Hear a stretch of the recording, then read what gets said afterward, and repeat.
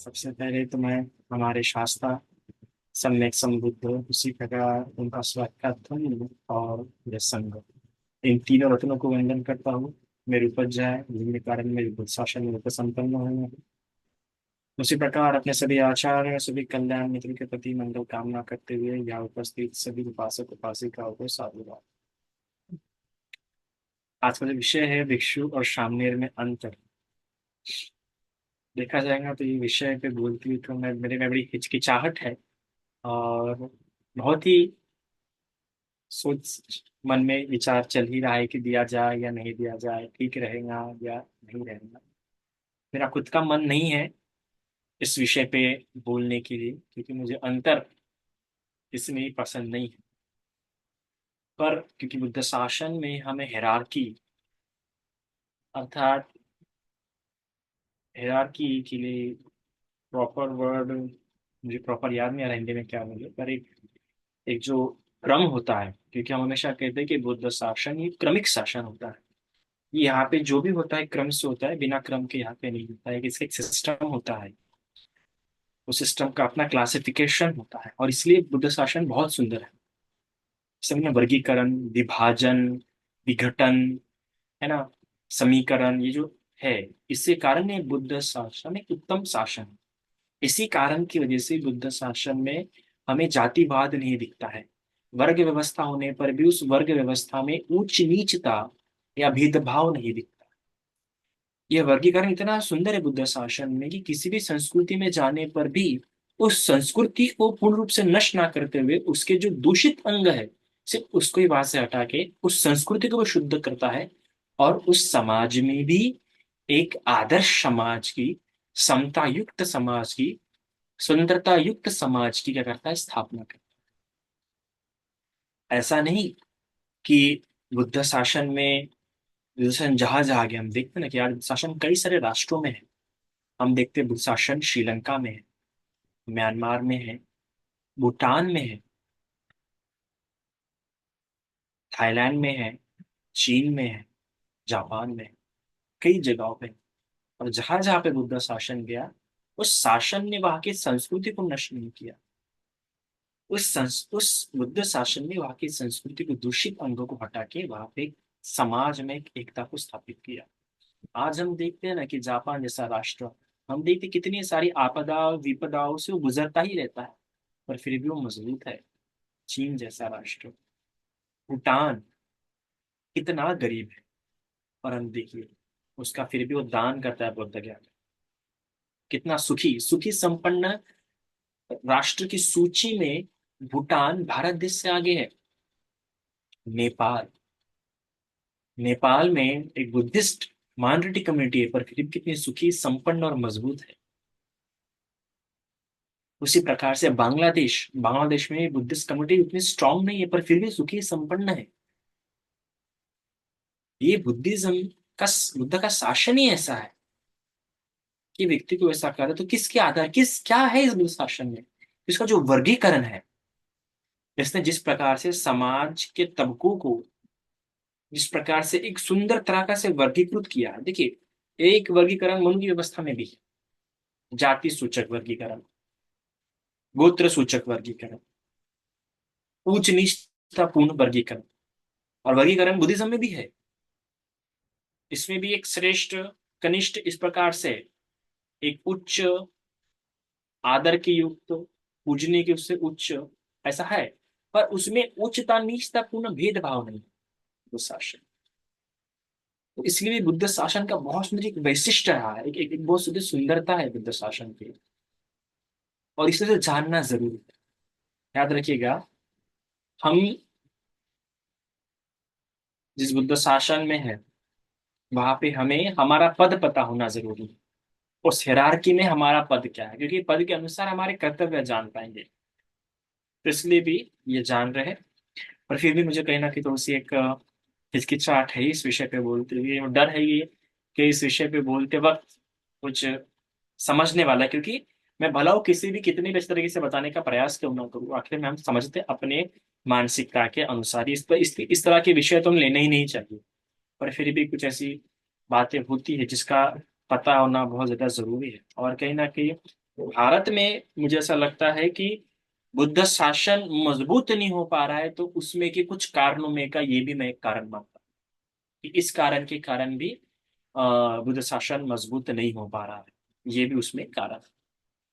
दूसरी बात, कई सालों पहले मैं नागपुर से हूँ, विशेष रूप से। तो नागपुर में जब मैं था तो विपश्यना वहाँ पे धम्मा सुगत करके विपश्यना सेंटर है, अच्छा सेंटर है। तो वहाँ में ऐसे ही, क्योंकि हर संडे को सबको पता हो कि हर संडे वहाँ पे अ, शिविर होता है। तो मैं गया वहाँ पे शिविर, हर संडे वहाँ पे सुबह 1 घंटे का होता है, तो मैं वहाँ पे जाता था। तब समय रहता था तो जब भी जाता था मैं जाता था। तो आचार्य का बीच में होता था, आचार्य का उच्चासन होता था, हम लोग का नीचे हम लोग बैठते थे। तब उतना पता नहीं था मुझे, तब उतना सब नहीं पता था, तो चलो बाबा, तब हम सामने, मैं खुद सामने था। सो उतना पता नहीं था, तो उधर आचार्य का अच्छा बड़ा कुर्सी रहेगा, हम नीचे बैठ जाएंगे। फिर नीचे बैठने के बाद ऐसे से एक बार एक था, तो एक आचार्य का लेक्चर शुरू था, हम नीचे बैठे हुए थे, हम बोल दे रहे थे वैसा सिंपल सी बोले, हम तो बाजू में बैठे थे, सिंगल ऑडियंस में नहीं था, क्योंकि वहाँ पे एक अच्छा बात है कि हमको नॉर्मल ऑडियंस है तो हमको बिठाया जाता है, हमको बाजू में बिठाया जाता है, बस थोड़ा सा आसन नीचे होता है, पर ठीक है, उनके हिसाब से वो ठीक है, पर बुद्ध शासन के हिसाब से वो ठीक तो नहीं है, पर ठीक है। तो बोल रहे थे, एक विषय तो उन्होंने बोला कि बोले सामनेर को भिक्षु नहीं बोलना चाहिए, सामनेर को सामनेर ही बोलना चाहिए। तब मैं सामने का, तो मुझे बात तो गलत लग गई, भाई आप क्यों बता रहे हैं? आप क्या होता है, आप ऐसा बोलोगे सामने इधर आ? सबसे पहली बात तो, वो जो क्षेत्र है वो भिक्खु संघ का मैटर है ना? भिक्खु संघ के मैटर में आप क्यों बीच में बोल रहे हैं? आप अपने मैटर में बोलिए, आपका जो है विपश्यना सेंटर है, आपको जो विपश्यना में किस प्रकार बर्ताव करना चाहिए, क्या जरूरत आ गई आपको भिक्खु संघ के मैटर में बोलने की? और भिक्खु संघ तय करेगा। तब मैं सामने था तो मुझे कुछ लगा कि मैं कुछ सामने था, लगा कि ऐसा ऐसा नहीं होना चाहिए, क्योंकि कोई उपासक तो ऐसा नहीं बोल सकते सामने इधर आ रहे हैं। तो ठीक है, फिर समय बदला, अभी खुद भिक्खु हो गया हूँ, और यहाँ पे भी व्यवस्था देखता हूँ। तो यहाँ पे एक जो वर्ड है सामने के लिए, मोस्टली बहुत ही कम लोग सामने यहाँ पे इस्तेमाल करते हैं। यहाँ पे एक अलग से वर्ड है नैन। इस सामने को बुलाना रहेंगे तो नैन कहते हैं उसको, कि नैन। तो देखिए, इनकी भाषा में अपना एक शब्द है जिसे वो लोग यहाँ पे सामने को नैन कहते हैं। तो हर एक देश ने अपनी अपनी भाषा का शुरू किया है, पर फिर भी उसे उतना ही सम्मान देते हैं। वो तभी, यहाँ के उपासक तभी अंतर जानते हैं सामने और भिक्षु में, जब उनको भिक्षु की व्यवस्था करनी होती है, तभी इसके बारे में जानते हैं, वरना ऐसे चीजों में, नॉर्मल मैटर में कभी देखते नहीं कि ये सामने रहे या भिक्षु है। क्योंकि भिक्षु संघ की जब व्यवस्था कर रहे हैं तो उनको क्रम के अनुसार बिठाना पड़ता है, सामने की अलग व्यवस्था होती है, भिक्षु संघ की अलग व्यवस्था होती है, इस कारण से भी। पर देखा जाएगा तो भिक्षु और सामनेर में बहुत बड़ा अंतर है, बहुत बहुत बड़ा, है ना? मतलब एक खाई समान अंतर आप विचार कर सकते हैं, हिमालय समान अंतर आप कर सकते हैं। एक हिमालय में, हिमालय जितनी ऊंचाई होंगी, एक हिमालय और एक छोटा सा पत्थर, एक तरफ हिमालय है और एक तरफ छोटा सा पत्थर है, तो ये हिमालय मतलब भिक्खु, और छोटा सा पत्थर मतलब सामने। तो मैं ऐसा गलत तरीके से बताना नहीं चाहता हूँ, और इसका कारण है, ये मुझे पहले पता नहीं था ये बात, जब भिक्खु हुआ तब भी मुझे पता नहीं चली, पर जब मैंने खुद पढ़ी संविधा, जब भी मैं पढ़ा था, और मैं हमेशा कहता हूँ कि पठ्य संविधा बहुत ही प्यारी किताब है, जिसको बुद्धिज्म क्रम के हिसाब से पढ़ना होगा, सटीक पढ़ना होगा, है ना, पूरा अकेडमिक इसमें पढ़ना होगा, एकदम सटीक शब्दों में, परिभाषित शब्दों में। तो वो सुने पठ्य संविधा पढ़ना चाहिए एकदम, मतलब पूरा बुद्धिज्म पूरा 84,000 धर्म स्कंदों में लगता है कि पठ्य संविधा मग में आ जाएंगे, पर उतना हार दिए। तो जब मैंने पढ़ा तब मुझे पता चला।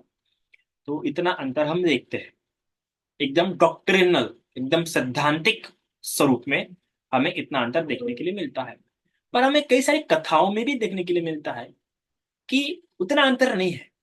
अब ये धर्म दो तरीके से समझने में हम देखते हैं, कि एक जब सैद्धांतिक स्वरूप में धर्म को पढ़ना, और दूसरा धर्म को कथाओं से समझना। जब ये दोनों तरीके से धर्म को समझना जाएंगे तो आपको बहुत जगहों पे धर्म कैसा कॉन्ट्राडिक्ट करता दिखेगा, एक दूसरे को काटता हुआ दिखेगा। एक तो सैद्धांतिक स्वरूप में जब हम धर्म को पढ़ते हैं, धर्म को समझते हैं, और एक कथाओं से जब हम धर्म को समझने का प्रयास करते हैं। दूसरा एक और क्लासिफिकेशन देखते हैं कि जब शुद्ध पिटक के आधार पर है ना। अर्थात विनय पिटक को देखते हैं और जब अभिधम्म पिटक को देखते हैं तो इन दोनों, ये दोनों भी एक दूसरे को कई जगह पे एक स्लैश करते हैं, कॉन्ट्राडिक्ट करते हैं, एक दूसरे को काटते हैं, है ना। तो ऐसा होता है, तो वो इसलिए होता है कि बहुत गहरीन रूप में जब आप समझ जाते हैं, जब क्वांटम लेवल पे, एकदम माइन्यूट लेवल पे जब आप समझने जाते हैं तो उसके लॉस चेंज हो जाता है। अगर एक नॉर्मल अगर आप अकेडमिक स्टूडेंट भी होंगे तो आपको पता होगा साइंस के, तो आपको पता होगा कि जब आप एक होता है जनरल साइंस, है ना, क्लासिकल साइंस, और दूसरा होता है मॉडर्न साइंस, और तीसरा होता है क्वांटम साइंस। अगर आप देखेंगे, जो जनरल साइंस है, जो मतलब जो एकदम क्लासिकल साइंस है, उसके जो लॉज है, आप जो अगर फिजिक्स को एक नॉर्मल फिजिक्स भी पकड़ ले, क्लासिकल फिजिक्स पकड़ ले, तो क्लासिकल फिजिक्स में जो लॉज खोजे गए, जो सिद्धांत, जो नियम खोजे गए, वो नियम एकदम क्वांटम फिजिक्स पे, सूक्ष्म फिजिक्स जो होता है उस पर लागू नहीं होते, उसमें वो नियम पर बदल जाते हैं। तो ये होता है, जब मोटे मोटे पैमानों पर आप देखते हैं तो धर्म थोड़ा सा अलग लगता है आपको, पर जब आप छोटे पैमाने पे देखते हैं तो धर्म का थोड़ा सा आकार स्वरूप थोड़ा सा क्या जाता है, बदल जाता है। वो मोटे लॉज जो होते हैं वो सूक्ष्म धर्म पे लागू नहीं हो पाते हैं। इसलिए मैं जब कहता हूँ कि जब ठीक है, आप जब धर्म को दूर से देख रहे हैं तो धर्म बड़ा आसान लगता है ना। पर जब आप धर्म पालन करना शुरू करते हैं, तो जैसे जैसे आप धर्म पालन करना शुरू करेंगे आपको प्रतीत होगा कि धर्म बड़ा कठिन है, प्रैक्टिकल, बहुत कठिन है। जब आप शीलों का पालन करने जाएंगे तो शील, पंचशील आपको लगेंगे, देखो पंचशील बड़े सरल है, अगर सिंपल से आप पढ़ें तो बहुत सरल है, पर फिर भी लोगों को हार्ड लगते हैं।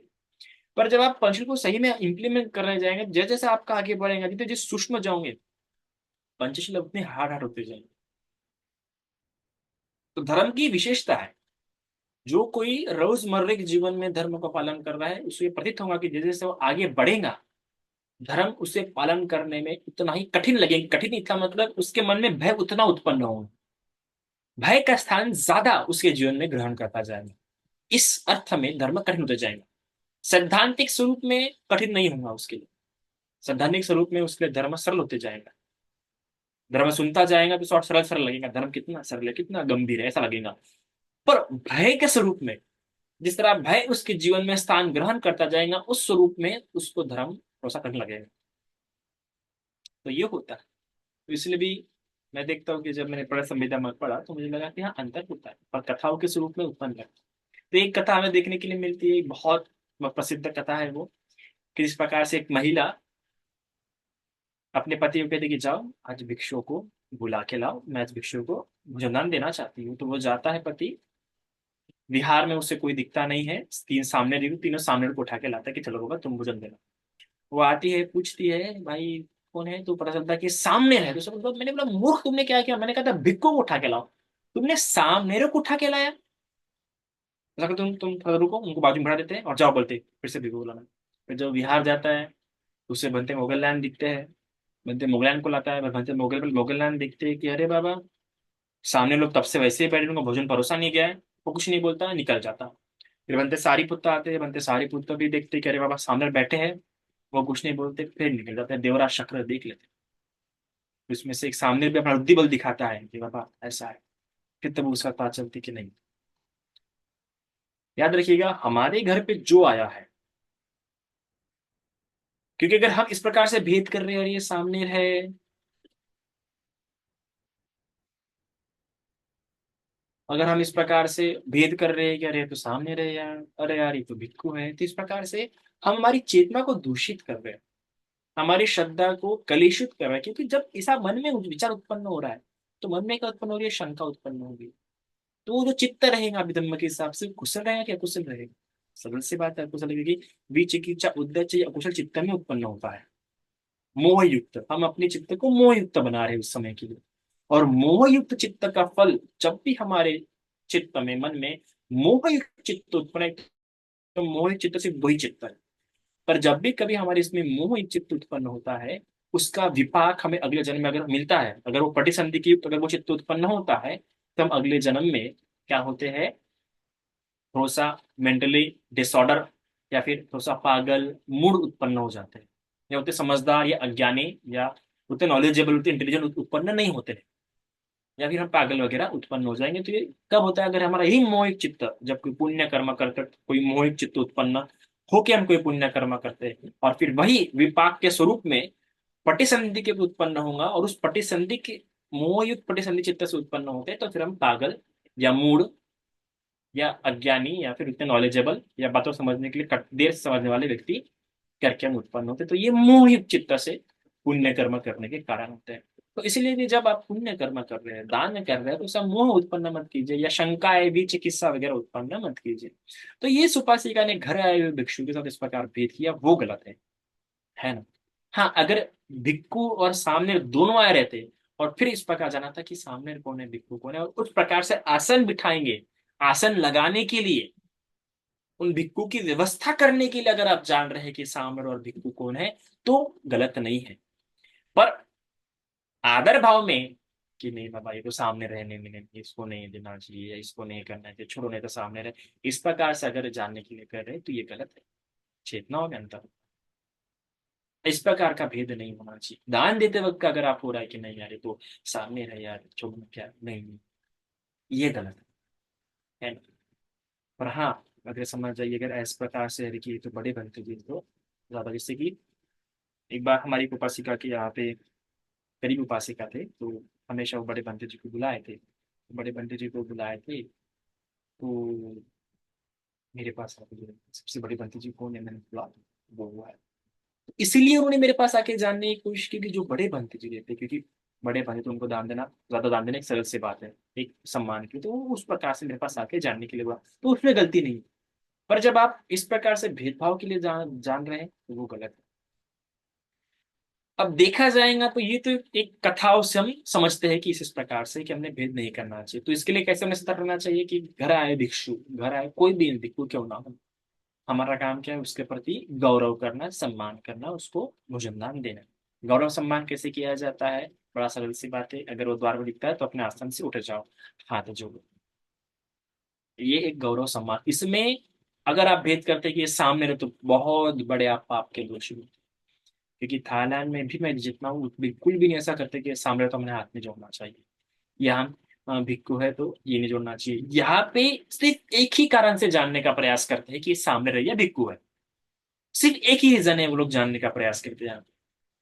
अगर वो मस्ती कर रहा होगा सामने, तो वो इस तभी पूछते हैं कि तो आप बनते हैं या सामने है। अगर वो बोलता है सामने, हाँ तो करो मस्ती, फिर भी प्रॉब्लम नहीं है। मतलब देखिए उनकी करुणा, एक मातृत्व देखिए। मस्ती करता हुआ दिखा है, तो हंसी मजाक करते हुए दिखा है, तभी वो लोग जानने की उनको इच्छा होती है कि बाबा आप सामने रहो या भिक्खु। तब उसने बोला सामने था, हाँ ठीक है, फिर करो मस्ती, फिर कोई प्रॉब्लम नहीं, क्योंकि हाँ बाबा सामने रहे तो उतने नियम भी नहीं है आपको, और हमें भी उतनी सावधानी रखने की जरूरत नहीं है ना, हम भी थोड़ा बहुत हंसी मजाक कर सकते हैं। पर अगर आप भिक्खु हो, तो फिर आपको हमारे कारण दोष ना लगे, क्योंकि छोटी छोटी बातों पे दोष लगता है ना भिक्खुओं को, छोटी छोटी बातों पे दोष लग जाता है, 227 नियम है ना। तो इसलिए वो चाहते हैं कि हमारे कारण आपको कोई दोष ना हो। सामने तो भाई करो मस्ती करो, हंसी मजाक करना है करो, कोई प्रॉब्लम नहीं, क्योंकि आप सामने मतलब कैसा होता है कि इनको एक ही होता है, हाँ, सामने मतलब कभी चिवर छोड़ सकता है, कोई समस्या नहीं, 10 बार छोड़ी 10 बार चिवर ले सकता है ना। इससे कोई पराजिका वगैरह हो भी, सामने की पराजिका अलग होती है। सामने की कोई पराजिका हो भी गई तो भी कोई टेंशन नहीं है, चिवर छोड़ के फिर से चिवर ले लेगा तो उसकी पराजिका से मुक्त हो जाएगा। तो भिक्खुओं में ऐसा नहीं होता है। इसलिए सामने को सीरियस नहीं लेते वो लोग, सामने वाले की गलतियों को, सामने वाले की मिस्टेक्स को सीरियस नहीं लेते। इस अर्थ में वो लोग जानने का प्रयास करते हैं कि ये सामने वाला सामने रहे या भिक्खु है। और हमारे यहाँ पे सामने रहे, नो ठीक है, कोई, ये जो अंडरस्टैंडिंग है, जो कल्चरल अंडरस्टैंडिंग है, उसको चेंज करना जरूरी है। अगर सामने कहीं दिख भी जाएगा उनको रात को, ठीक है, कोई कोई अर्थ नहीं है, सामने खाता हुआ दिख भी जाएगा ना, कोई नहीं भाई, सामने रहे, कोई टेंशन नहीं। ये एक जो एक अंडरस्टैंडिंग है, वो इसी अंडरस्टैंडिंग से मुझे किस्सा आया अभी, जब नागपुर में सुट्टे जी है, सुट्टे जी पता नहीं यहाँ पे होंगे कि नहीं है, पर ऐसे ही बस होंगे, चप्पल इतनी, मेरी चप्पल ये हो गई, सुट्टे जी को मैंने कहा था कि जरा चप्पल भिजवाइए वहाँ पे। तो मेरे गुरु आए थे, मेरे कम्मा बाचा आचार्य जिनके मोनेस्ट्री में मैं रहता हूँ, जो मेरे कम्मा बाचा आचार्य भी है, तो वो भी नागपुर में आए थे 2 दिन के लिए।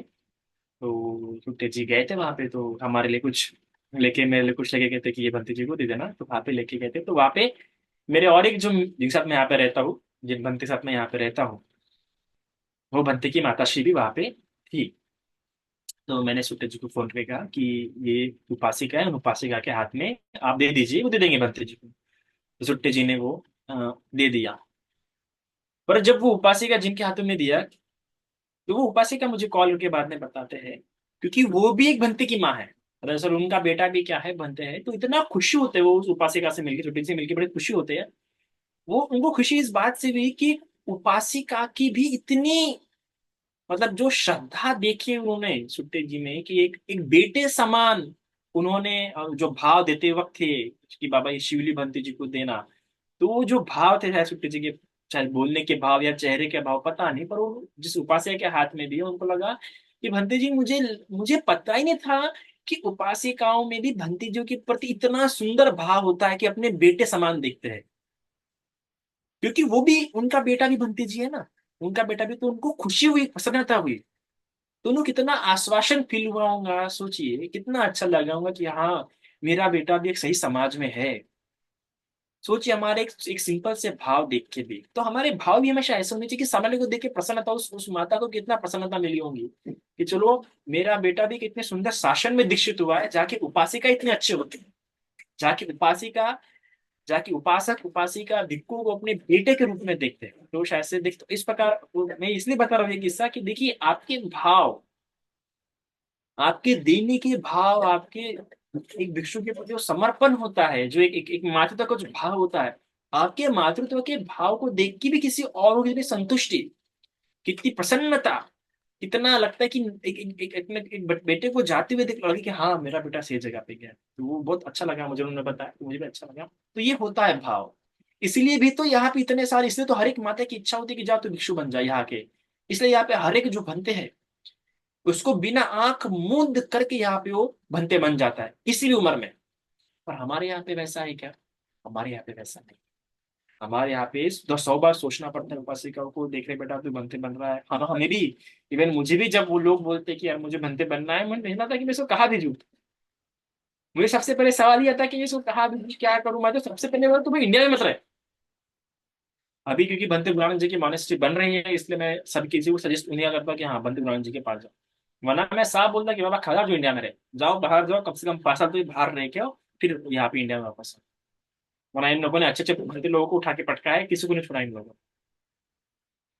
तो पर अभी व्यवस्था अच्छी हो रही है, और मुझे बहुत लगता है कि अभी उपासक काफी श्रद्धावान हो रहे हैं। उनमें एक मातृत्व जो भाव है, जो पितृत्व जो भाव है, वो एक बहुत ही सुंदर तरीके से उनमें क्या हो रहा है, डेवलप हो रहा है। और बड़ी खुशी मिलती है मुझे, स्पेशली जब से मैं तो जब अपने बिहार में था, और नगर में था, तब तो मुझे सिर्फ मेरी उपासिकाओं पे विश्वास था और बाकी मुझे किसी पे नहीं, बड़े गर्व थी।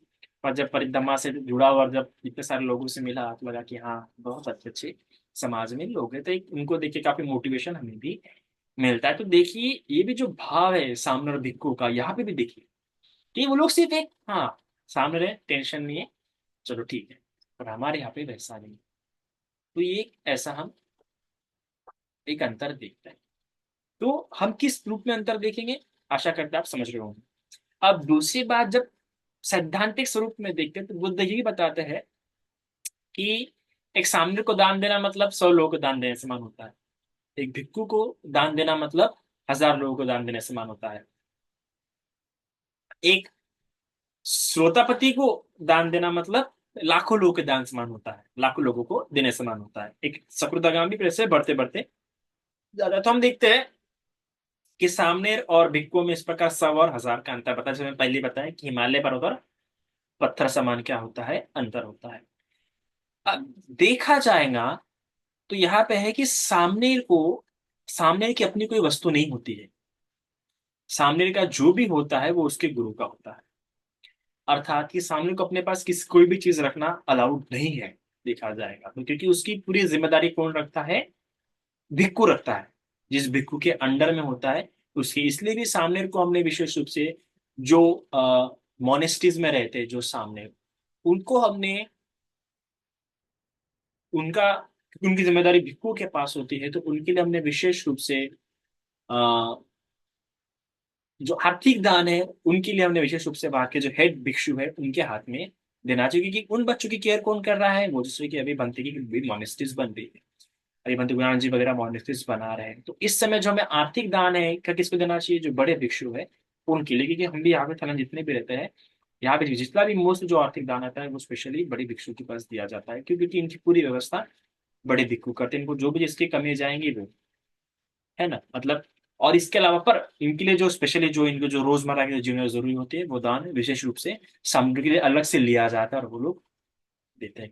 पर एक बात जो सबसे इंपॉर्टेंट है इंडियन कंटेक्ट में समझने की जरूरी है कि सामने कभी भी इंडिविजुअली स्टे नहीं करना चाहिए। अनाथ हो कि उसने भी विहारा नहीं चाहिए, उसने भी सामने एटलीस्ट हमेशा किसी ना किसी गुरु के सानिध्य में रहना, जिस प्रकार हम देखते हैं बंदर अट्टापाल जी। बंदर अट्टापाल हमेशा हम देखते हैं कि कभी ना हमेशा किसी न किसी उपाध्याय के किसी न किसी आचार्य के अंडर में रहते हैं। वो कभी हमें देखते हैं कि अकेले ज्यादा विचरण करते हुए कुछ समय के लिए अल्पकालिक के लिए अकेले रहना ठीक है, पर ज्यादा समय के लिए नहीं रहना। अगर चलो कोई इंडिविजुअल रहता भी तो उसमें सबसे पहले देखो कि उसमें क्षमता कैसी है, क्या वो उसके लायक है। और दूसरी बात, ठीक है अकेले रहने पर भी क्या वो समय समय भिक्खु संघ से मिलते रहता है, क्या वो बड़े भिक्खु, क्या वो बड़े भिक्खुओं से आश्रित है, अर्थात क्या बड़े भिक्खुओं के नजर में रह रहा है हमेशा वो। जिस प्रकार से मैं जब नागपुर में था तो मैं हमेशा बड़े भिक्खुओं के कनेक्ट में रहता था, कभी उनसे अलग नहीं था। आप देखो मैं बड़े समय में हमेशा मैं बनते बेन रखी जी से जुड़ा रहता था, बनते शीलवन जी से, बनते सुगतानंद जी से, बनते खेमदमो से, मतलब मैं हमेशा कभी इनसे अलग नहीं। हमेशा मैं कुछ भी करूंगा सबसे पहले मेरे जो भी मैं प्रोग्राम नागपुर में करता था, मेरे हर प्रोग्राम में संघ रहेगा। मैं कोई भी अपना प्रोग्राम बड़े बड़े भिक्खुओं के बिना आश्रय से बिना उनके कंसल्ट से लेता ही नहीं था। तो ये भी एक बहुत ध्यान देने की जरूरत होती है। बिना उसके से तो किसी भी सामने अगर ऐसा रहता भी है तो कृपा करके आप इस बात को समझिए और उन्हें भी अलर्ट कीजिए और आप इसको कंसिडर करें। अगर कोई सामने ऐसा बिना भिक्खु के अंडर में रह रहा है तो आप भी उस सामने से दूर रहिए, बिल्कुल भी दूर रहिए। क्यों? क्योंकि इसका मतलब है वो बंडखोर है। बंडखोर है मतलब जो बड़ों के सानिध्य में नहीं रह रहा है वो मतलब बंड, उस प्रकार मार। मार कहाँ पे है? बंडखोर है। परिनिमित वसवर्ती देवलोक में वो बंडखोरी तरह एकदम अपने इसमें रहता है। तो जो कोई सामने लग रहा है इस प्रकार नहीं रहता होगा, या बड़े भिक्षु के सानिध्य में रहते हुए उनके संपर्क में रहते हुए नहीं रहता होगा, तो आप लोगों ने क्या करना चाहिए? उस सामने से दूर रहना चाहिए। इस पर अनादर नहीं करना चाहिए, है ना। अपने कर्तव्य नहीं छोड़ना चाहिए, पर एक बहुत अच्छी दूर की सीमा अपने बांटने, चूंकि वो बंडखोर की तरह रह रहा है। और इससे और ऐसे से क्या होता है, बुद्ध शासन को भी हानि पहुंचती है। बुद्ध शासन को बहुत हानि पहुंचती है, बहुत ज्यादा हानि पहुंचती है। तो इस बात का आप ध्यान रखें। अब सैद्धांतिक स्वरूप में समझने का प्रयास करते हैं कि सामने और भिक्खु में किस प्रकार से अंतर है। ये बहुत इंपॉर्टेंट पॉइंट है। हमें इस प्रकार पहले कहा ना कि उपासक पहले देखने की कोशिश करते हैं कि बाबा हाँ, सामने है तो गलती की टेंशन नहीं है, चिवर छोड़ के फिर से शुद्ध हो जाएंगे। सामने में ही एक है, चिवर छोड़ लेंगे फिर से शुद्ध हो जाएंगे। अभी कैसा होता है, सामने के 10 शील होते हैं तथा शील होते नहीं है, और उनकी विशेष रूप से शील होते हैं। भिक्खुओं के शील नहीं होते, भिक्खुओं के पातिमोक्ष होते हैं। इस बात को समझिए, हम साधारण रूप में समझाने के लिए हम बताते हैं कि हाँ भिक्खु के 227 नियम होते हैं, पर वो सिर्फ नियम नहीं है, वो शील नहीं है, वो पातिमोक्ष है। इसीलिए भी आपने ऐसा नहीं बोलना चाहिए बनते जी आपका तो शील टूट गया, आपने मच्छर मारा, ये मारा, वो मारा। अक्सर बोलते हैं मैं उपास वजह से नियम मिलता है बनते जी आपका शील टूट गया कि दुश्शील हो। अरे बाबा ये कहाँ से बात है कि हमारे शील है नहीं, हमारे पातिमोक्ष है। हमारे 227 पातिमोक्ष कम से कम 4-5 तरह के उसके क्लासिफिकेशन है, कैटेगराइजेशन से। उसके हिसाब से हम दंड भोगते हैं, पनिशमेंट करते हैं, माफी मांगते हैं। हमारा वो शुद्धि का तरीका है, पर तुम्हारे शील है, तुम्हारे टूटेंगे तो फल भोगना ही पड़ेगा। हमारे पाथिमोक्ष है, हमारा अगर टूट गया माफी मांगेंगे, हमें उतना उसका कर्म विपाक नहीं देखना पड़ेगा हमको उतना उसका। पातिमोक्ष होने के कारण हमारे अपने एक पर्टिकुलर क्लासिफिकेशन कैटेगराइजेशन होने के कारण हम क्या, हमारे उस कर्मों के पर्टिकुलर विपाक नहीं है। जिस प्रकार आपके शील होने के कारण से वो पर्टिकुलर विपाक है। आपके वो 10 शील 10 कर्मों और 10 पुण्य क्रिया वस्तु से सब पूरा वो एक कैटेगराइजेशन होने के कारण आपका हर शील टूटने पर एक कर्म बनता है, उसका विपाक से आपका जुड़ जाता है। आपका हर शील का एक कर्मपथ होता है ना। वो कर्मपथ के साथ जुड़ जाता है और उसका विपाक होता है। हमारे पातिमोक्ष होने के कारण कुछ विशेष ही ऐसे नियम होते हैं जिसके टूटने पर हमारी दुर्गति या हमारा कर्म विपाक है। बाकी मोस्ट ऑफ नियम तो हमारा दोष दुक्कट का दोष वगैरह ऐसा करके माफी मांग के हम लोग मुक्त हो जाते हैं। तो इसमें अंतर होता है, ठीक है। तो अभी भिक्खु और सामनेर में देखेंगे तो सामनेर जो होता है, सामनेर के 10 शील होते हैं। इसके अलावा 75 सेखिया होते हैं। 10 शील टूटेंगे तो उसको क्षमा याचना करके वो फिर से दूसरे दिन बड़े बंते के पास जाके दक्षिण को ग्रहण कर सकता है ना, जैसे कि आप लोग पंचशील ग्रहण करते हैं। बाकी जो 75 सेकिया होते हैं, जो 75 सेकिया मतलब उठे कैसे, बैठे कैसे, खाना कैसे खाए, बोले कैसे, चिवर कैसे पहने, चिवर कैसे संभाले, ये सारे मतलब 75 सेकिया है। एक तरह पर्सनल डेवलपमेंट है। उसमें कैसा होता है, वो टूटे छूटे चलता है, वो पर्सनली डिपेंड करता है, वो बस आपकी पर्सनलिटी को निखारने के लिए होता है, उतने कंपलसरी नहीं है वो। ठीक है। और इसके अलावा होते हैं उनके 10 पारजिका। ठीक है, 10 पारजिका ऐसे होते हैं कि वो होने पर उनका, वो लोग कोई दंड भोग के, कोई चिवर छोड़ के फिर ग्रहण करके ले सकते हैं वो सामनेर में। तो उनके 10 पारजिका होते हैं। 10 पारजिका में विशेष रूप से 5 बहुत इंपॉर्टेंट होते हैं उनके। 5 कौन से है? हिंसा, जैसे कोई मच्छर मारना, ये वगैरह वगैरह नहीं क्या, कीड़ा वगैरह, सॉरी मच्छर तो नहीं, पर कीड़े वगैरह नहीं क्या, कीड़े वगैरह मारना वो। दूसरा चोरी। तीसरा झूठ।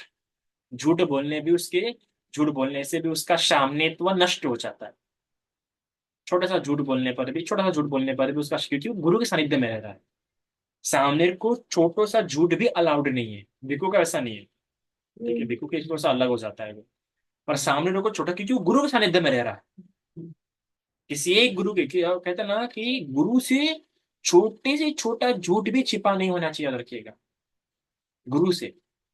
वरना बड़ी आपकी हानि होती है। छोटा छोटा झूठ भी नहीं छिपा होना चाहिए सामने का।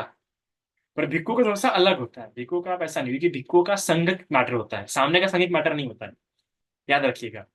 ये देखिए, मैं इस शब्द को ध्यान से फिर से बोल रहा हूँ, सामने का मैटर सांघिक मैटर नहीं होता है, पर भिक्खु का मैटर सांघिक मैटर होता है। भिक्खु कोई भी गलत करता है, उसकी एक सांघिक प्रोसीजर होती है। पर अगर उसको संघ में जाके अपनी गलती कबूलनी पड़ती है भिक्खु को, याद रखना। पर सामने कैसा नहीं है। सामने को गलती होती है तो उसको अपने एक, उसका जो आचार्य है या जो उसका उपज्या है उसके पास जाके उसको गलती करनी पड़ती है, उसको संघ के सामने नहीं जाना पड़ता है। उसकी वो रिस्पॉन्सिबिलिटी उसका आचार्य वगैरह होता है। तो इसलिए भी, तो ये जो 5 पराजय होते हैं, छोटा छोटा झूठ भी आ, पर आप लोग ये ऐसा नहीं, नोटिस नहीं करना, अरे सामने झूठ बोला, ये बोला, वो बोला, कि वरना पता चल रहा है, अरे आप मन में ये सब चल रहा है आपके। तो हिंसा, झूठ, अ, चोरी, सेक्सुअल कंडक्ट, है ना, शराब वगैरह, ये होने पर उन, अगर ये गलती करता है तो आपका कर्तव्य बनता है कि आप उसके आचार्य को जाके बताएं। आप पर्टिकुलर एक्शन ले सकते हैं, आप उसका चीर भी नहीं निकाल सकते पहले, आप उसको कुछ कर भी नहीं सकते, पहले आपको जाके क्या है, उसके आचार्य को जाके बताएं। उसका आचार्य फिर आप उसके हिसाब से उसको दंड देगा। आचार्य को पूरी स्वतंत्रता है, उसे डांट सकता है, मार सकता है, फटकार सकता है। यहाँ पे तो बहुत दंड दंड दंड दंड देते हैं बाबा, देखते नहीं होता है आंखों से। हमारे एक बनते जी है, पहले टीचर थे स्कूल में, अभी तो ऐसा कुछ समय के लिए बनते बने हैं वो। तो जब उनको थोड़ा सा एक्सपीरियंस नहीं होता कि भाई कैसा होता है, संघ का मैटर होता है, तो कभी उनको दिखा नहीं है। वो भी एक भिक्खु के स्कूल में ही पढ़ाते हैं, पर अभी भंते बने हैं तो भंते बने, तो अभी देखते हैं कि सामरों के दंदन दंदन दंदन दंदन मार पड़ती है, तो बड़ा उनको देख के होता नहीं है। वो बोलते हैं कि आप भी, आप लगे तो आप भी, आप जाके उनको डांटो, पनिशमेंट दो या मारो। तो बोलते नहीं नहीं भंते जी, मुझे देख के नहीं होगा, मैं जाता अंदर। क्योंकि बहुत खतरनाक, यहाँ पे सामने को बहुत ही खतरनाक मतलब पनिशमेंट होती है, बहुत खतरनाक, देख के नहीं होंगे आपकी आंखों से, आपकी आंखों में से आंसू निकल जाएंगे, रे, रे, रे। और ये जरूरी भी होता है वो, क्योंकि कैसा होता है, क्योंकि एक ऐसा वातावरण हमारे संग में बन जगह है, बन जिस प्रकार आप भी एक बच्चे को मारते जैसे होगे ना, तो एक ऐसा, एक एक ना, एक पिता बेटा का जो वातावरण होता है ना, तो देखने वाले को लग सकता है कितना क्रूर है, कितना मार रहे हैं, वो ऐसा देखने वाले को लग सकता है। और वो उन्हीं को पता है कि उनमें कितनी अंडरस्टैंडिंग है। आपको पता नहीं होगा कि भंते जी मारते होंगे, पर शाम को फिर वही केयर कर देंगे, हमारे यहाँ पे भंते जी, हमारे मन डांटते हैं, जैसे कि अभी आज हमारी भंते जी को उन्होंने डांटा, डांटा, फिर थोड़ी देर के बाद खुद बोला आजा मेरे पास बैठ। तो खाना खाते समय खुद अपने चेयर के पास बिठा दिया, बाजू में बिठाया। तो पर अगर हम उसमें इंटरफेयर करते हैं कि बनते जी आप क्यों मार रहे हो उसको, या आप क्यों उसको वैसा बोल रहे हैं, तो क्या हो जाएगा, वो मास्टर और शिष्य में क्या हो जाएगा, पिधरारी उत्पन्न होना शुरू हो जाएंगे, और फिर वो बहुत लंबे समय लड़ाई हो जाएंगे। हमने कभी भी एक गुरु शिष्य की इसमें कभी भी इंटरफेयर नहीं करना चाहिए, क्योंकि गुरु की डांट, गुरु की फटकार, गुरु की मार शिष्य के लिए हमेशा कल्याणकारी होती है, ऐसा हो नहीं सकता कि कल्याण अकल्याणकारी। अगर हमने इंटरफेयर किया कि बनते जाए आप ऐसा कैसा बोल सकते हो उसको, ऐसा कैसा मार सकते हो उसको आप वगैरह, तो हम बड़ी हानि करते हैं, कि वो सांघिक मैटर है। इससे हो जाएंगे और दरार उनकी हमेशा के लिए हो जाएंगे, और हाँ, जिम्मेदार कौन रहेंगे, हम रहेंगे। और फिर उपासक भी थोड़ा सा उस सामने को थोड़ा सा एटीट्यूड आ जाएगा, नहीं नहीं उपासक मेरे साइड में है, भाई इससे बनते ऐसे कैसा मारेंगे, आप देखो बरा। आप एक नॉर्मल से एग्जांपल देख लो। जब कभी आप स्कूल में जाते होंगे और स्कूल में आप अपने बच्चे के सामने अगर मैडम को डांट रहे होंगे या मैडम को जो बोल रहे होंगे, देखना उस दिन के बाद से आपके बच्चे का एटीट्यूड चेंज हो जाएगा। फिर वो हर गलती आके बताएंगे मैडम की आपको, मैडम ने मुझे ऐसा बोला, मैडम मुझे वैसा बोला, ऐसा ऐसा ऐसा ऐसा। फिर उसका स्वभाव तो ऐसा नहीं होना चाहिए। आपको देखने पर लग सकता है कि भाई बंटी जी बहुत स्ट्रिक्ट हो रहे हैं, बंटी जी बहुत क्रूर हो रहे हैं, पर वो नहीं। वो उनको वो बराबर सब में वो लोग बराबर, एक बंटी लोग बराबर उस चीज को रखते ही, क्योंकि उनके पास अपना अपना एक सिस्टम होता है मैनेज करने का, है ना। एक अपना उनके पास बहुत ही प्यारा सिस्टम होता है। हम भी देखते हैं ना, बहुत खतरनाक खतरनाक मारते हैं जी, क्या बताया, हम खुद को देखे, हमको जब नए थे ना, हमारे खुद के पैर ततर कांपते थे, हम लोग कहा बाबा इसने गलती किया, मैं कभी नहीं करूंगा ऐसी गलती। क्योंकि मैं भी जब यहाँ था मैं सामने ही था, और मैं भी कम से कम यहाँ पे 8 महीने सामने रहा। बहुत अच्छा है कि मैं भी 8 महीने सामने रहा, तो मैं उस भेदभाव से मैं जब पता तो मैं कितना भेदभाव करते जा रहे लोग, ऐसा शुद्र फील होता है। ऐसा लगता है कि हम शुद्र है, अछूती है, ऐसा लगता है। पर मैं बोला नहीं। जब बाद में मैंने उस पर यूनिसो मन से कार्य किया तो मेरे पास समझा कि मैं भी कल जाके भिक्खु बनने वाला। और उस सामने होने की अवस्था में मैं जो सीखा कि अपनी अथॉरिटी की, अपने ऊपर जो अथॉरिटी है, अपने ऊपर जो एक ये है, उसकी कैसे रिस्पेक्ट करना हम सीख जाते हैं। कि उसके ऊपर हमें बगावत नहीं करनी। एक सामने होती है तो हमें बगावत नहीं करनी। और हमारे इंडिया में क्या हो रहा है कि उधर से बगावत ज्यादा हो रही है और संघ इकट्ठा नहीं हो पा रहा। तो उस पूरे प्रक्रिया में हम ये बात सीख गए, क्योंकि मैं भी यहाँ पे 8 से 9 महीने साल रहा, तो मेरे साथ बड़ा भेदभाव हुआ, क्योंकि हमारे खाने की टेबल बहुत अलग होती थी। दीपू की खाने की टेबल अलग, और सामने की खाने की टेबल अलग। एक बार मैं गलती से बैठ गया था, उठो फिर आप बैठो, ऐसा दिल को लग गया था, बोला कितनी बेइज्जती। अच्छा लगा था। पर बाद में खुद समझा कि नहीं ये इंपॉर्टेंट है, तभी तो यहाँ पे चल रहा है ना तेरा शासन। ये जो बुद्ध शासन है तभी तो टिक रहा है, तभी तो चल रहा है। कई बार हमें हमें खुद को कई कई बार बड़े बनते की बात गलत लगती है, पर क्योंकि हमें कुछ सामने के दौर से यहाँ पे गुजरे हैं, तो हम बोलते नहीं है। चुपचाप चुपचाप सुन लो बाबा। वो एक जो एक एक बात सुनने की जो हैबिट लग जाती है, एक उस सिस्टम में रहने की जो हैबिट लग जाती है सुन सुन के। हमें जब कोई हमारे इंडिया में कैसा है कि हमें कोई बात बोलने लगे हम तुरंत बोल देंगे भंते जी को, ऐसा कैसा भंते जी, ये तुम्हारा सोपते का, ये ऐसा ऐसा ऐसा ऐसा कर लगते हैं। इससे क्या होता है, जो सिस्टम डेवलप होना चाहिए सिस्टम डेवलप नहीं होता साइकोलॉजिकली। सिस्टम कभी बुद्धिमान लोगों के कारण नहीं चलता है। सिस्टम कभी भी समर्पित, त्यागी, आज्ञाकारी लोगों के कारण चलता है। कि भंते ने बात बोल दी ना, ठीक है गलत होंगे पर तो भी हम उसको करते हैं। क्योंकि कुछ समय गलत होंगी पर आगे जाके खुद ब खुद गलत सुधर जाती है। जब बनते लगता है कि नहीं, मैंने ज्यादा डांट दिया, मैं ज्यादा बोल दिया, तब बनते खुद हो क्या, हाँ नहीं। जैसे कि मैं भी जब नागपुर में एक समय पढ़ा था, तो मुझे गुस्सा आया, मैं बहुत बोल दूंगा। पर मुझे तो बाद में लगेगा कि मैं ज्यादा बोल दिया, तो मैं उसको सुलझाने की कोशिश करूंगा। क्योंकि ये संघ का पता है, संघ भिक्खु संघ है, उनके पास ये बुद्ध सुने हैं, पढ़े हैं, यूनिवर्सल मनसिकार है उनके पास, वो जानते हैं। तो इस प्रकार से हम देखते हैं। तो हम देखते हैं कि ये नियमों में अंतर होता है। अब सामने और भिक्खु में कितना बड़ा अंतर होता है उसको जरा और डीपली समझते हैं।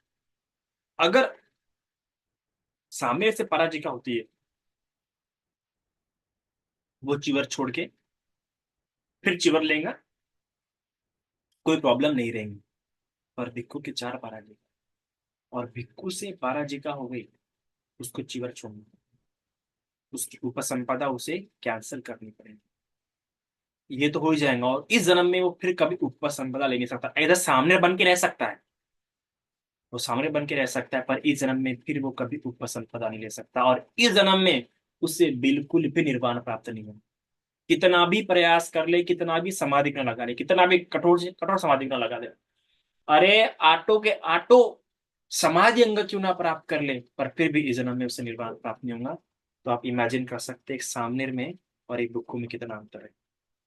सामनेर प्राप्त कर सकता है निर्वाण, पर ये भिक्खु नहीं। फिर से कभी उपसदा सामने उपसदा ले सकता है, पर ये भिक्खु को आप इमेजिन कर सकते हो कितना अंतर होगा। खाई समान अंतर है। इसके अलावा जो परिसंविदा मग्ग मैंने आपको पढ़ाया था, उसमें बताया था इस भिक्खु के शील उपसंपन्न शील में गिनती होती, और सामने के अनुपसंपन्न, अर्थात सामने और उपासक बड़ी संविदा में दोनों एक ही कैटेगरी में रखे हैं शीलों के हिसाब से। ये दोनों के शील समान माने जाते हैं।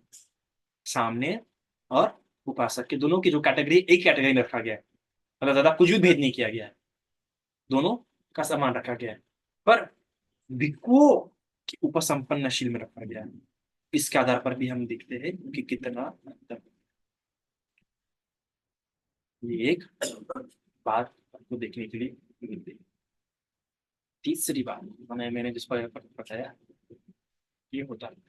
तीसरी बात जो सबसे इम्पोर्टेंट होती है कि सामने पातिमोक्ष को नहीं पढ़ सकता, सामने पातिमोक्ष उपदेश भगवान के ग्रहण नहीं कर सकता। ये बहुत बड़ी बात हो जाती है।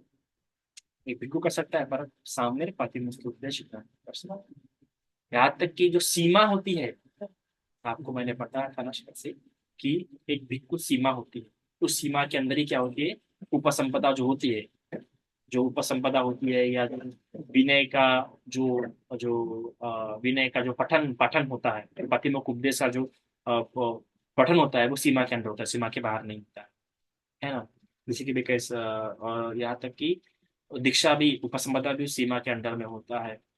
और जो अष्टमी सॉरी अमावस्या और पूर्णिमा के दिन जो भिक्खु पातिमोक्ष होता है और जो भिक्खु उपोषण होता है वो भी उस सीमा में होता है। और उस सीमा बहुत शुद्ध मानी जाती है। सीमा के अपने नियम वगैरह होते हैं, पानी की सीमा होती है, पत्थर की सीमा होती है, तो ऐसी वो सीमा होती है। उस सीमा में विशेष रूप से पातिमोक्ष के समय में सिर्फ भिक्खु अवेलेबल होते हैं।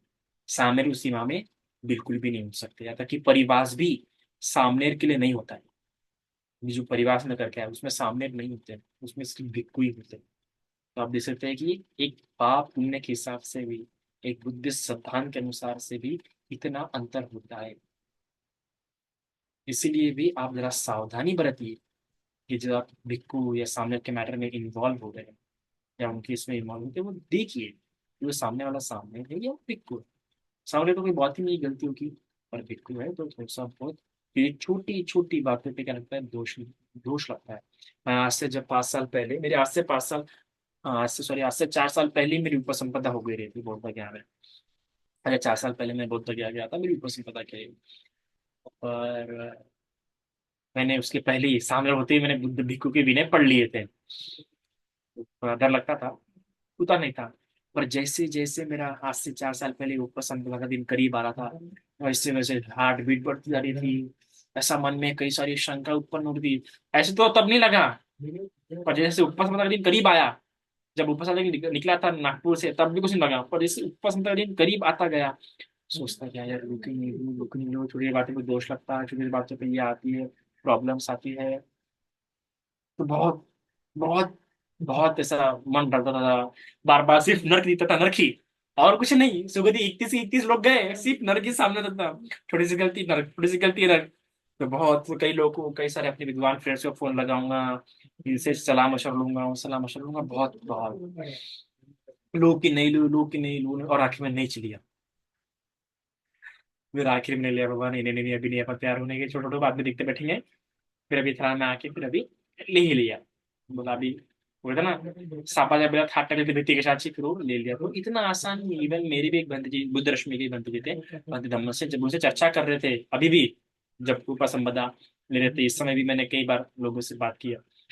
तो उसमें बंधु धम्म से ने बताया कि बेटा, जब हमारे यहाँ पे उपसंपदा होती है ना, तो हमको हर एक सामने के रूम के बाहर बिठा दिया जाता है, और उनके रूम को हम ताला के बैठते हैं बाहर में। क्यों? क्योंकि भाग ना जाए, क्योंकि कई सारे सामने लोग भाग जाते हैं उपसंपदा के समय में। ऐसे तो पहले जैसे उपसंपदा का दिन पास आता है, और जैसे ही दूसरे दिन उपसंपदा होने वाली रहती है, उस दूसरे दिन के पहली रात को हम सभी भिक्खु लोग सामने कुटी के बाहर ही बैठ रहते हैं, ताकि लोग भागे ना, डर ना जाए। तो इतना आसान नहीं होता है। एक सबसे पहले सामने बनना ही कठिन है, क्योंकि मैं आज भी कैसा लोग को देखता हूँ कि कैसा लोग बनना चाहते हैं। जैसे कि भंती जी के, जैसे भंती गुरु जी के यहाँ पे आप देखो, जब सामने बनने की बात है तो कम से कम 20 लोग के नाम आ चुके थे, 20 या 25 लोगों के। और जब सामने बनने का दिन पास में आया तब पहुंचे कितने लोग, सिर्फ 5 या 6 लोग। कई लोग नहीं कर पाए।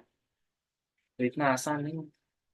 ऊपर संपदा की बात तो बहुत दूर, हम जैसे लोग इतना साल साल रहे हुए ऊपर संपदा के डरते थे।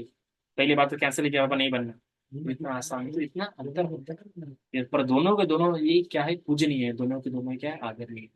मैंने इसलिए बताया कि जब चूज करने की आपको बारी आई, जब संगीत मैटर चालू है, या फिर जब एक सीक्वेंस, अभी आपको बताऊंगा हमारे लिए भी एक सीक्वेंस होता है बैठने का भी, है ना।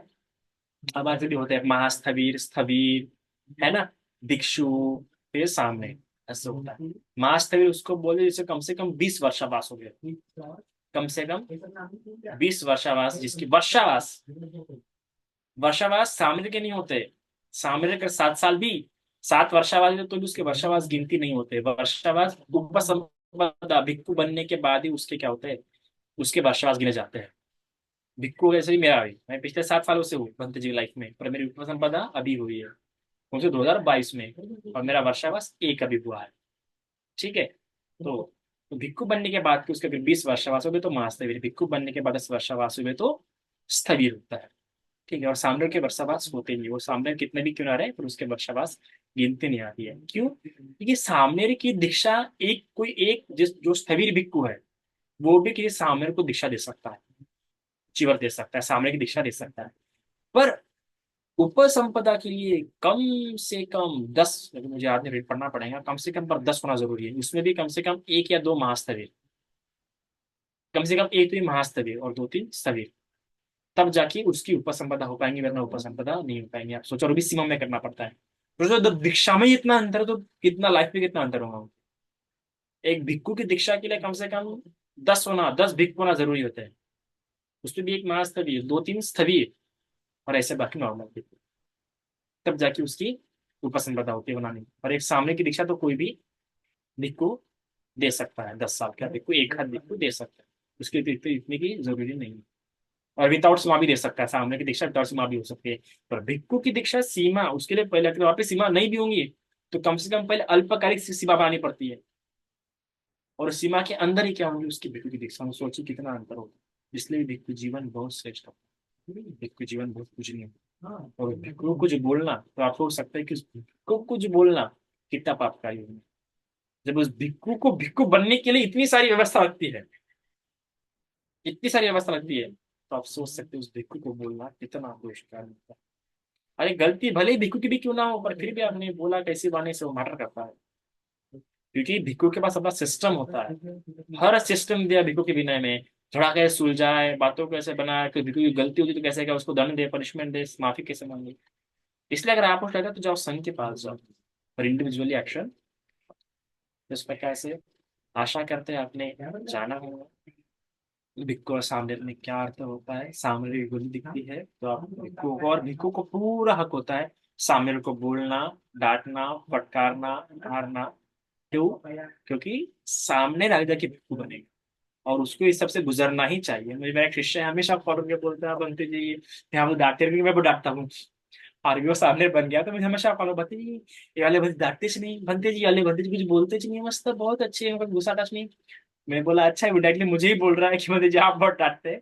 पर मेरा खुद का मानना है जो जितनी डांट सहता है, जो जितनी मार सहता है, वो शासन को उतना मजबूत कर सकता है। हम ये नहीं बोलना चाहिए कि राजा मिनांडर ने वो भिक्षु क्या है झाड़ू खाया तब जाके मिनांडर बना, है ना। याद है ना उनकी पूजन की कथा, कि उसको बोला था ये चल सामने झाड़ू मार, वो ध्यान देता नहीं है, तो क्या करते हैं भंते जी, सिर्फ इतनी सी बात के लिए झाड़ू फेंक के मारते हैं। और उस मार ने उसे कितना इतना राजा बना, राजा मिनांडर। और इतनी सुंदर किताब बनी मिलिंद प्रश्न। मैंने भी मैंने भी अपने शुरुआती समय में, मेरे जो आचार्य थे शुरुआती समय में, पहले शुरुआती समय में जिन 9 महीने जिन आचार्य के पास रहा, वो आचार्य बहुत स्ट्रिक्ट है। इतना डिप्रेसिव मूवमेंट थे मेरे लिए वो 9 महीने कि क्या बताऊँ। एक बार मैं बिहार से बाहर निकला ना, तो मुझे वापस से बिहार जाने की इच्छा होती नहीं थी। एक बार ऐसे ही मैं उनके उनके सानिध्य में जब था मैं, तो मैं 10 दिन के लिए गया था विपश्यना जयपुर में।